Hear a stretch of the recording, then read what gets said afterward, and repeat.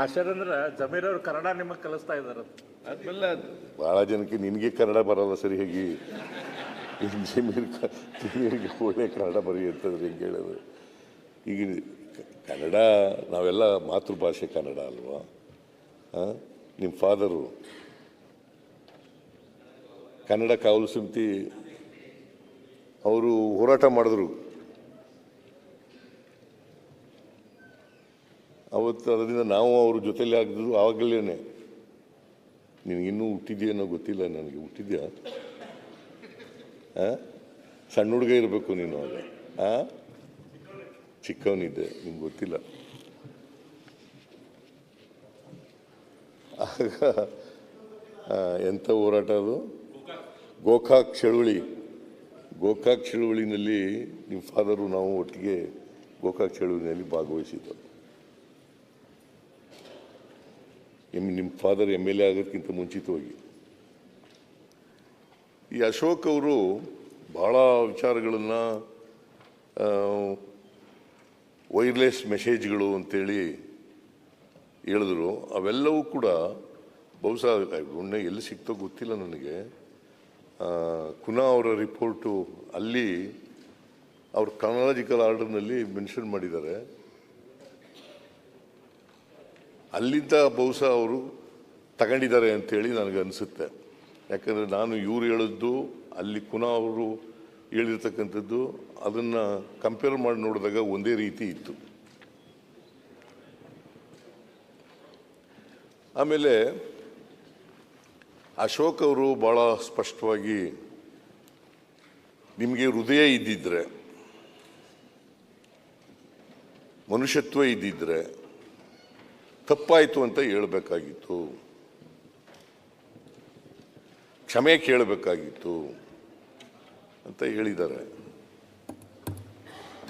ನಾನು ಅವತ್ತೇ ವಿಷಾದ ವ್ಯಕ್ತ ಮಾಡಿದ್ದೇನೆ.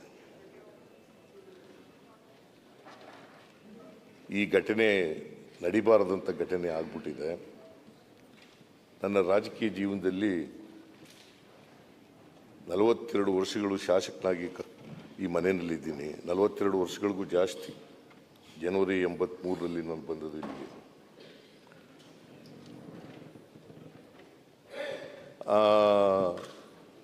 83ರಿಂದ ಇವತ್ತಿನವರೆಗೆ ಇಂಥ ಘಟನೆ ನಡೆದೇ ಇರಲಿಲ್ಲ. ಇಂಥ ಕಹಿ ಘಟನೆ ಯಾವಾಗಲೂ ಕೂಡ ನಡೆದಿರಲಿಲ್ಲ. ಕಾಲು ತುಳಿತದಿಂದ 11 ಜನ ಸತ್ತಿರ್ತಕ್ಕಂಥದ್ದು, ಇಷ್ಟೊಂದು ಜನ ಸತ್ತಿರ್ತಕ್ಕಂಥದ್ದು ಕಾಲು ತುಳಿತದಿಂದ ನಾನು ನೋಡೇ ಇರಲಿಲ್ಲ. ಅದಕ್ಕೆ ದುಃಖ ಇದೆ.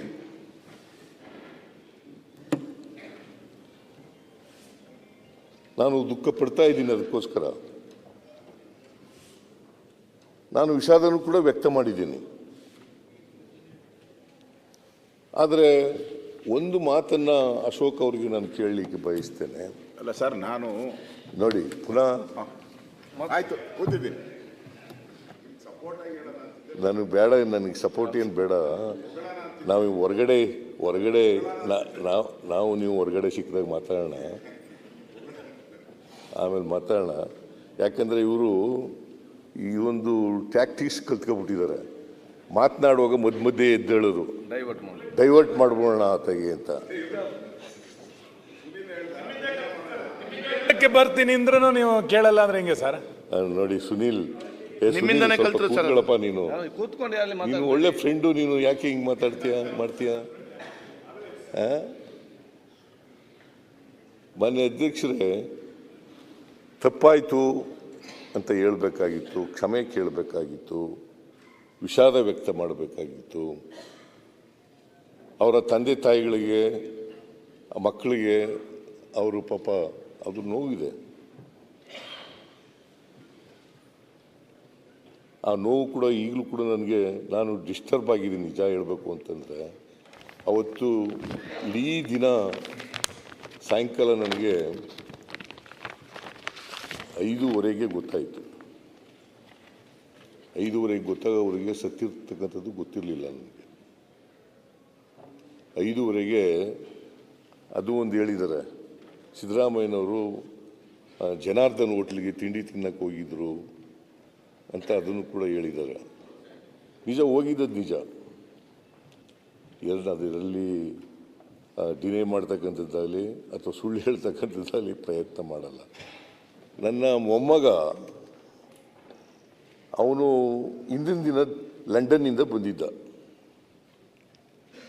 ಅವನ್ನೂ ಕರ್ಕೊಂಡು ಬಂದಿದ್ದೆ ಇಲ್ಲಿಗೆ. ಗ್ರ್ಯಾಂಡ್ ಸ್ಟೆಪ್ಸ್ ಮೇಲೆ ನಡೀತಲ್ಲ ಫಂಕ್ಷನ್ನು, ಆ ಫಂಕ್ಷನ್ಗೆ ಅವನ್ನೂ ಕರ್ಕೊಂಡ್ಬಂದಿದ್ದೆ. ಅವನು ದೋಸೆ ತಿನ್ನೋಣ ಅಂತ ಹೇಳ್ದ, ಹೋಟ್ಲಿಗೆ ಕರ್ಕೊಂಡು ಹೋದೆ. ನನಗೆ 5:15 ಪೊನ್ನಣ್ಣ ಹೇಳೋವ್ರಿಗೂ ಕೂಡ ಗೊತ್ತಿರಲಿಲ್ಲ. ಇದು ಸತ್ಯ. ನಂಬಿದ್ರೆ ನಂಬೋದು, ಬಿಟ್ಟರೆ ಬಿಡ್ಬೋದು. ಆದರೆ ಸತ್ಯ ಇದು. 5:15 ನಾನೇ ಪೊನ್ನಣ್ಣ ಹೇಳಿದ ಮೇಲೆ ಕಮಿಷನರ್ ದಯಾನಂದ ಅವರಿಗೆ ಫೋನ್ ಮಾಡಿದೆ. ನಾನು ಹೋಟೆಲ್ನಿಂದಲೇ ಫೋನ್ ಮಾಡಿದೆ. ತಿಂಡಿ ತಿಂದ ಮೇಲೆ ಇದು ಗೊತ್ತಾದ್ದು. ದಯಾನಂದ ಅವರು ಫೋನ್ ಮಾಡಿದಾಗ ಒಬ್ಬರು ಸತ್ತಿದ್ದಾರೆ ಅಂತ ಹೇಳಿದ್ರು. ಅಷ್ಟೊತ್ತಿಗೆ ಆಗಲೇ 11 ಜನನೂ ಸತ್ತೋಗ್ಬಿಟ್ಟಿದ್ರು. 11 ಜನನೂ ಸತ್ತೋಗ್ಬಿಟ್ಟಿದ್ರು. ಆಮೇಲೆ ಭಾಳ ಚಿಕ್ಕ ವಯಸ್ಸಿನವರು, 13 ವರ್ಷದಿಂದ 29 ವರ್ಷದೊಳಗಡೆ ಇರ್ತಕ್ಕಂಥ ಅವರು 11 ಜನ. ಬಹುಶಃ ಭವಿಷ್ಯದಲ್ಲಿ ಏನಾಯ್ತಿದ್ರು ಗೊತ್ತಿಲ್ಲ. ಅವರು ಏನೇನು ಸಾಧನೆ ಮಾಡ್ತಾಯಿದ್ರು, ಏನು ಮಾಡ್ತಾಯಿದ್ರು ಗೊತ್ತಿಲ್ಲ ನನಗೆ. ಅಂಥವರು 13ರಿಂದ 19 ವರ್ಷದೊಳಗಡೆ ಸತ್ತೋಗ್ಬಿಟ್ಟಿದ್ದಾರೆ. ಅಲ್ಲ, 29 ವರ್ಷದೊಳಗಡೆ ಸತ್ತೋಗ್ಬಿಟ್ಟಿದ್ದಾರೆ. ಸೊ ಅದು ನನಗೆ ದುಃಖ. ಯಾರೇ ಆಗಲಿ, ಮನುಷ್ಯತ್ವ ಇರ್ತಕ್ಕಂಥವ್ರಿಗೆ, ಯಾರಿಗೆ ಮನುಷ್ಯತ್ವ ಇರ್ತಕ್ಕಂಥವ್ರಿಗೆ ಈ ದುಃಖ ಬಂದೇ ಬರ್ತದೆ. ಬರೀ ತಂದೆ ತಾಯಿಗೆ, ಅವರ ತಂದೆ ತಾಯಿಗಳಿಗಲ್ಲ, ಬೇರೆಯವ್ರಿಗೂ ದುಃಖ ಬರ್ತದೆ. ಯಾಕಂದರೆ ನಾನು ಅದಾದಮೇಲೆ 6:30 ಗೊತ್ತಾದ ಮೇಲೆ ನಾನು ಪರಮೇಶ್ವರ್ ಅವರಿಗೆ ಫೋನ್ ಮಾಡಿದೆ. ಅವರು ಮನೆಗೆ ಹೋಗಿದ್ದರು. ಮನೆಗೆ ಈ ಥರ 11 ಜನ ಸತ್ತೋಗ್ಬಿಟ್ಟಿದ್ದಾರೆ, ಆಸ್ಪತ್ರೆಗೆ ಹೋಗೋಣ ಬರ್ರಿ ಅಂತ ಕರೆದೆ ನಾನು. ಇಮ್ಮಿಡಿಯೇಟಾಗಿ ತಕ್ಷಣ ಬಂದರು ಅವರು, ಪರಮೇಶ್ವರ್ ಅವರು. ನಾನು ಅವರು ಆಸ್ಪತ್ರೆಗೆ ಹೋದೋ. ಆಸ್ಪತ್ರೆಯಲ್ಲಿ ನೋಡಿ ಆ ಡೆಡ್ ಬಾಡಿಗಳನ್ನ ನೋಡಿ ಬಹಳ ದುಃಖ ಆಗೋಯ್ತು.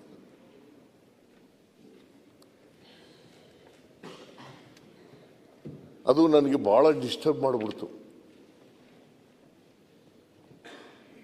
ಆಮೇಲೆ ಕೂಡಲೇ ನಾನು ಹೇಳಿದೆ, ಒಂದು ಈ ಘಟನೆ ನಡಿಬಾರ್ದಂಥ ಘಟನೆ ನಡೆದುಬಿಟ್ಟಿದೆ. 11 ಜನ ಅಮಾಯಕ ಯುವಕ ಯುವತಿಯರು ಸತ್ತೋಗಿದ್ದಾರೆ.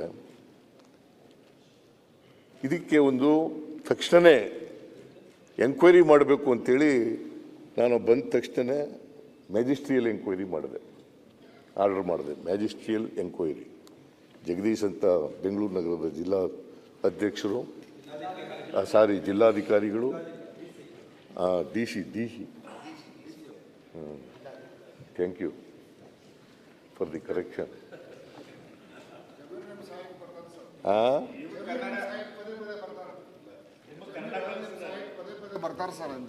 ಜಮೀರ್ ನಿಮಗೆ ಕನ್ನಡ ಕಲಿಸಿದ. ನೀನು ಪತ್ಯ CC ಪಾಟೀಲ್ ಬರಲ್ಲ ನೀನು? ನನಗೆ ತೊಂದರೆ ಆದಾಗ ನಾನು ಸಹಾಯಕ್ಕೆ ಬರಲ್ವಾ? ಮತ್ತೆ ಹಾಗೇನೆ ಅವರು ಬರ್ತಾರೆ ಪಾಪ.